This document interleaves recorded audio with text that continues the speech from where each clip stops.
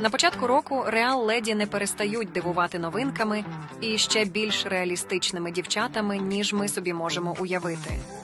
Зустрічайте лялька Ріта. Їй вже 23 роки, і вона все ще не зазнала, що таке оргазм. Ріті. Так хочеться пережити це неймовірне почуття блаженства. Вона шукає чоловіка з досвідом, який мав би за плечима не одну задоволену дівчину.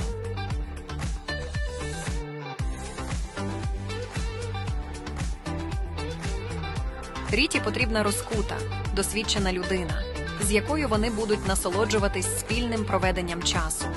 Ти знайдеш її на нашому сайті sexdolls.com.ua.